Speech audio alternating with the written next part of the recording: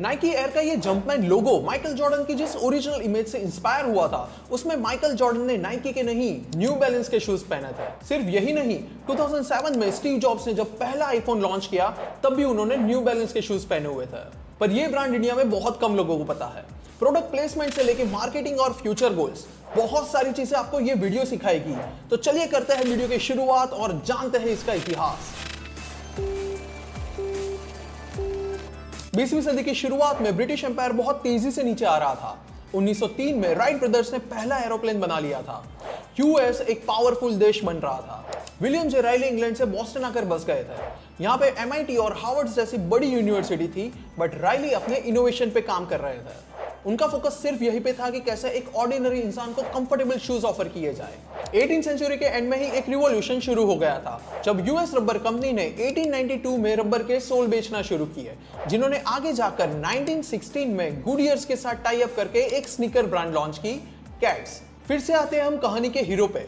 William J Riley ने 1906 में new balance arc support नाम की कंपनी शुरू की, जिनका मकसद था लोगों को एक कंफर्टेबल और अच्छी फिटिंग वाले शूज पहनाना।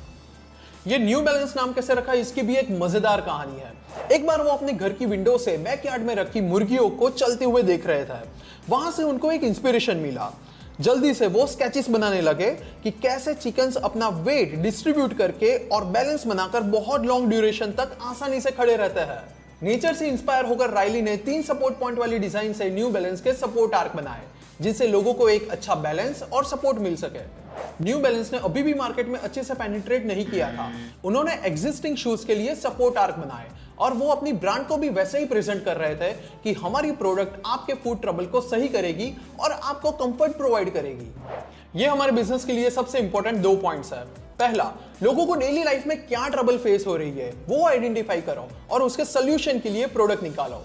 और दूसरा, वो सोल्यूशन को अपने प्रोडक्ट के साथ जोड़ दो और उसी तरह मार्केटिंग करो कि कैसे आपकी प्रोडक्ट या सर्विसेज लोगों को जो हर्डल्स फेस होती है उसको दूर करता है। बहुत ही जल्दी ये प्रोडक्ट पुलिस और फायर फाइटर्स में पॉपुलर हो गई, क्योंकि ये उनको लॉन्ग शिफ्ट में सपोर्ट प्रोवाइड करते थे। इस तरह राइली को मिला एक परफेक्ट कस्टमर बेस। 1927 तक न्यू बैलेंस के सपोर्ट शूज नहीं, सिर्फ सपोर्ट $5 के बिक रहे थे। आज के हिसाब से देखने जाए तो $90, मतलब 7,500 रुपए, जो बहुत सारे लोगों के बजट के बाहर थे, क्योंकि इतने में तो नए शूज आ जाते थे। ये हाई मार्केट प्राइस की वजह से रिटेलर्स ने अपने स्टोर में न्यू बैलेंस की प्रोडक्ट रखना ही छोड़ दिया। जो प्रोडक्ट बिकती ही नहीं वो रख के क्या फायदा। रिटेलर तो वही रखेगा जो प्रोडक्ट सबसे ज्यादा बिकती हो। अब रिटेलर ने मना कर दिया तो इवेंट और कॉन्फ्रेंस में जाकर स्टॉल लगाकर सामान बेचने लगे। सेल्समैन रख लिए जो डोर टू डोर मार्केटिंग करते थे। एक रास्ता बंद हुआ तो दूसरा ढूंढ लिया, पर कंपनी का ग्रोथ नहीं रुका। इवन 1929 में शुरू हुए द ग्रेट डिप्रेशन, जिसमें 82,000 बिजनेसेस और 9,000 बैंक बंद हो गए थे, उसमें न्यू बैलेंस ने बिजनेस एक्सपैंड किया। आप पूछोगे कि भाई ये उल्टी गंगा कैसे बहने लगी, जहां सारे बिजनेसेस बंद हो रहे हैं वहां ये महाशय ने कैसे ग्रो किया। इसका रीजन है एक strong decision making power. Riley ने सोचा कि प्रोडक्ट तो अच्छी मैंने बना ली, पर मार्केटिंग नहीं आती। उसके लिए उन्होंने मार्केटिंग वाले एक बंदे को हायर कर लिया जो ये प्रॉब्लम सॉल्व कर सके। उन्होंने 1927 में आर्थर हॉल को एज ए सेल्समैन लिया था और 1934 में पार्टनर बना दिया। इसका नतीजा ये आया कि आर्थर ने न्यू बैलेंस को एक बहुत ही सक्सेसफुल मार्केट में एंट्री दिला दी। Product for athletes, basketball players और रनर्स को न्यू बैलेंस के कंफर्ट और स्टेबिलिटी का एक बहुत बड़ा एडवांटेज था। बहुत ही जल्दी ये प्रोडक्ट यूएस में पॉपुलर होने लगी, जिसमें ज्यादातर वो लोग थे जो स्पोर्ट्स खेलते थे। इसी के साथ 1938 में न्यू बैलेंस ने अपने पहले स्नीकर्स लॉन्च किए। 1956 में आर्थर हॉल ने कंपनी अपनी डॉटर एलेनोर और उसके हस्बैंड पॉल किड को बेच दी। उन्होंने न्यू डिजाइन पे बहुत फोकस किया और न्यू बैलेंस के सबसे पॉपुलर शूज निकाले जो बहुत सारी विड्थ में अवेलेबल थे। ट्रैक्स्टर, ये मार्केट में मिलने वाले बाकी शूज की कंपैरिजन में ज्यादा टाइट और कंफर्टेबल थे। शूज के नीचे रिब्ड सोल लगाया हुआ था, जो 1960 में एक बहुत बड़ी बात थी। इसके चलते रनर्स को अच्छा ट्रैक्शन मिलता था। कुछ भी नया करो, प्रॉब्लम्स तो आएगी ही। रिटेलर्स ने फिर से न्यू बैलेंस के शूज स्टोर में रखने के लिए मना कर दिया। उन्होंने बोला कि आप इतनी वैरायटी ऑफ विड्थ में शूज निकाल रहे हो, हम स्टोर कहां पे करें। तो स्लोली न्यू बैलेंस ने वैरायटी ऑफ साइजेस पे फोकस करने की जगह न्यू मॉडल्स पे फोकस करना शुरू कर दिया। एलेनोर और पॉल किड ने राइली के दिए हुए प्रिंसिपल्स को पकड़े रखा। उनकी जो स्पेशलिटी थी सोल बनाना, वो अब खुद के शूज में यूज कर रहे थे। अब न्यू बैलेंस के पास वो सब कुछ था जो उसको ग्लोबली एक सक्सेसफुल ब्रांड बना सकता था। क्वालिटी और फंक्शनलिटी तो उनके पास थी, पर अब उनको चाहिए था ग्लोबल लेवल पर लोगों को अच्छी लगे ऐसी डिजाइन, मार्केटिंग, और एक्सपेंशन। 1972 में जिम डेविस ने जब कंपनी खरीदी तब वो दिन के 30 शूज बनाते थे और सिर्फ 6 लोगों की कंपनी थी। जिम को नाइक, एडिडास और पुमा से भिड़ने का कोई इरादा नहीं था। सबसे पहले उनको बनानी थी एक ब्रांड आइडेंटिटी। उसके लिए उन्होंने हायर किया टेरी हैकलर को।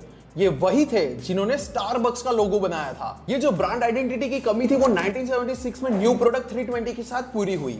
ज्यादातर कंपनी अपनी प्रोडक्ट को नाम देती है, पर न्यू बैलेंस ने दिए नंबर्स, और सारे नंबर्स एक स्टाइल, एज और परफॉर्मेंस को रिप्रेजेंट करते हैं। 320 को बहुत अच्छी पॉपुलैरिटी मिली। रनर्स वर्ल्ड मैगजीन ने इसे बेस्ट शूज फॉर रनर्स का अवार्ड भी दिया। मतलब जिम डेविस के लीडरशिप में स्पोर्ट्स वेयर मार्केट में न्यू बैलेंस की बहुत अच्छी डिमांड थी। और ऐसा भी नहीं था कि प्रॉफिट के चक्कर में प्रोडक्ट को सस्ता करके ज्यादा कंज्यूमर तक पहुंचा दो। जैसे राइली $5 में सपोर्ट आर्क बेचते थे, ठीक उसी तरह 1982 में लॉन्च हुए न्यू बैलेंस 990 की कॉस्ट थी $100। आज के हिसाब से देखने जाए तो $300, 25,000 रुपीज। सबको नाइकी का ये जंपमैन लोगो पता है, जो माइकल जॉर्डन की एक आइकॉनिक डंक को रिप्रेजेंट करता है। पर माइकल जॉर्डन की ओरिजिनल इमेज जिससे ये नाइकी का जंपमैन लोगो इंस्पायर हुआ है, उसमें उन्होंने नाइकी के नहीं न्यू बैलेंस के शूज पहने हुए थे। मतलब नाइकी और एडिडास ने स्पोर्ट्स मार्केट में अपना परचम लहरा दिया। उससे पहले एथलीट्स की पहली चॉइस थी न्यू बैलेंस। तो फिर न्यू बैलेंस को फर्स्ट मूवर एडवांटेज मिलना चाहिए। सारी डील कैसे नाइकी, एडिडास और पुमा के पास चली गई? इसका रीजन है न्यू बैलेंस का विजन। उनको ना ही किसी के साथ कंपीट करना था और ना ही कोई ट्रेंड फॉलो करना था। हम तो भैया जिस मकसद के साथ कंपनी शुरू किए थे वही भूल गए।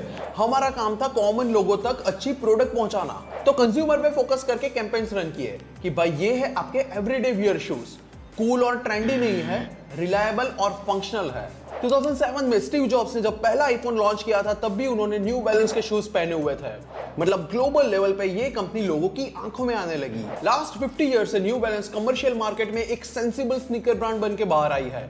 कैजुअल स्नीकर्स के साथ साथ उन्होंने रनिंग शूज पे भी इक्वली फोकस किया। 1988 में रिलीज हुए न्यू बैलेंस 574 आज भी लोग खरीद रहे हैं। न्यू बैलेंस ने देखा कि मिड एज लोग तो उनके शूज खरीदते ही है, तो क्यों ना यंगर ऑडियंस को टारगेट किया जाए जहां एक अच्छा ग्रोथ हो सकता है। तो उन्होंने 2021 में फैशन ब्रांड एमेलियन डोर के साथ कोलैबोरेट करके न्यू बैलेंस 550 लॉन्च किए, जो बाकी शूज की कंपैरिजन में 20 गुना ज्यादा बिके। आपकी कंपनी कितनी भी अच्छी चल रही हो, पर मार्केट के साथ तो चलना ही पड़ेगा, नहीं तो कोडाक बन जाओगे। हर 10 साल में लोगों की जरूरतें बदलती है और उसी के साथ प्रोडक्ट भी बदलनी चाहिए। 2021 से 22 तक न्यू बैलेंस ने 21% ग्रो किया है और ये चेंज के साथ उन्होंने top 100 brand selected by millennials में अपनी जगह बना ली और नाइकी के बराबरी में अपनी प्रोडक्ट पहुंचा दी। नाइकी और एडिडास की तरह न्यू बैलेंस सिर्फ शूज नहीं बेचता, अब वो बेचता है कपड़े भी। पहले उनका मानना था कि कभी किसी क्लब या एथलीट्स को स्पॉन्सर नहीं करेंगे, क्योंकि वो चाहते थे कि एथलीट्स खुद उनको चुने। पर जैसे हमने बात की बदलाव की, कंपनी ने $40 मिलियन की पार्टनरशिप की है लिवरपूल के साथ। लास्ट ईयर कंपनी के $5 मिलियन रेवेन्यू के साथ वैल्यूएशन हो गई $200 बिलियन।